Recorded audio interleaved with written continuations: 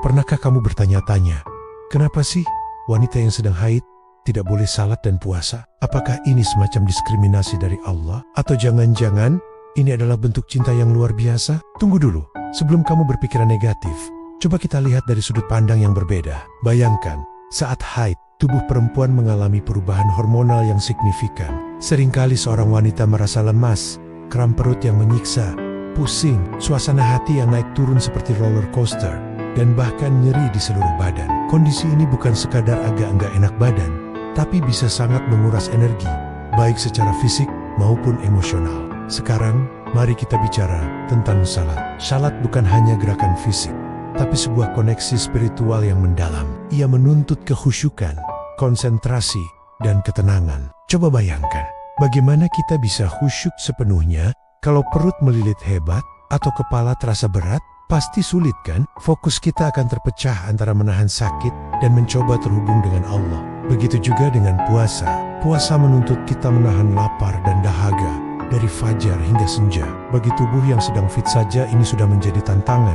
Apalagi bagi tubuh yang sedang kehilangan darah dan zat besi saat haid. Memaksakan diri untuk berpuasa dalam kondisi seperti ini bisa berisiko menyebabkan anemia, dehidrasi parah, atau bahkan pingsan. Tubuh wanita sedang bekerja keras dan ia butuh asupan nutrisi dan cairan yang cukup untuk melewati fase ini dengan sehat. Nah, disinilah letak keindahan dan kasih sayang Allah.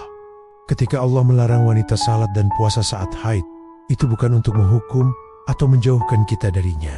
Justru sebaliknya, ini adalah sebuah keringanan, sebuah rukhsah, sebuah dispensasi dari Allah yang diberikan karena Dia Maha Tahu kondisi hambanya.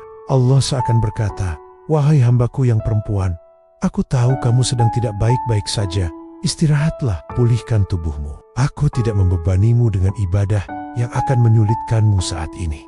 Ini adalah bentuk pemuliaan. Allah sangat menghargai dan memahami proses biologis unik yang dialami perempuan. Larangan ini adalah bukti bahwa Islam adalah agama yang sangat memperhatikan kesehatan dan kesejahteraan pemeluknya, terutama kaum perempuan. Ini bukan tentang membuat kita merasa kurang beriman, tapi tentang menjaga amanah terbesar yang kita miliki, yaitu tubuh kita sendiri. Jadi, larangan ini bukanlah sebuah penghalang untuk beribadah. Justru, dengan menaati larangan ini, kita sedang menjalankan bentuk ibadah yang lain, yaitu ketaatan pada perintah Allah dan mensyukuri keringanan yang Dia berikan. Kita sedang beribadah dengan cara beristirahat, merawat diri, dan memulihkan energi. Lalu, apakah berarti kita benar-benar libur dari ibadah? Tentu tidak. Pintu kebaikan tidak pernah tertutup, walaupun tidak bisa salat dan puasa. Ada banyak sekali amalan lain yang bisa kita lakukan untuk tetap dekat dengan Allah dan mendulang pahala. Kita bisa memperbanyak berzikir, seperti membaca tasbih, tahmid, takbir, dan tahlil. Lisan kita bisa terus basah dengan mengingatnya kapanpun dan dimanapun. Kita juga bisa melakukan amalan lain, seperti sedekah, baik materi maupun non-materi, memperbanyak istighfar, memohon ampunan atas segala dosa, dan khilaf. Ini adalah waktu yang tepat untuk introspeksi diri. Selain itu, mendengarkan lantunan ayat suci Al-Quran atau murotal juga merupakan amalan yang sangat menenangkan hati dan berpahala. Kalaupun ada perbedaan pendapat ulama tentang boleh tidaknya menyentuh mushaf, mendengarkannya adalah sesuatu yang disepakati kebaikannya. Jangan lupakan kekuatan doa. Berdoalah dengan bahasa hatimu sendiri. Ceritakan semua keluh kesahmu kepadanya.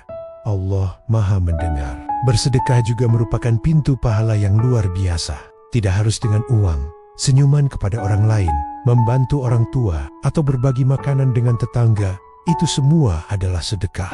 Dan yang terpenting, belajar atau menuntut ilmu. Kita bisa membaca buku-buku agama, mendengarkan kajian online, atau mengikuti kelas-kelas ilmu. Dengan bertambahnya ilmu, iman kita pun akan semakin kuat. Jadi, lihatlah, begitu banyak jalan menuju surga yang tetap terbuka lebar untuk seorang wanita. Masa haid bukanlah masa untuk merasa jauh dari Tuhan.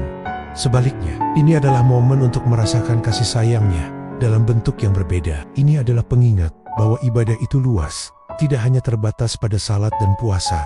Ini adalah kesempatan emas untuk mengisi hari-hari kita dengan amalan-amalan ringan namun berpahala besar. Jadi, mulai sekarang, saat kamu mendapatkan tamu bulanan, jangan lagi merasa sedih atau berkecil hati karena tidak bisa salat. Tersenyumlah dan katakan pada diri sendiri, Alhamdulillah, Allah sedang memberiku waktu istirahat. Ini adalah bentuk cintanya. Manfaatkan waktu ini untuk merawat dirimu dan tetaplah terhubung dengannya melalui zikir, doa, dan perbuatan baik lainnya. Sesungguhnya, Allah tidak pernah membebani seseorang melainkan sesuai dengan kesanggupannya.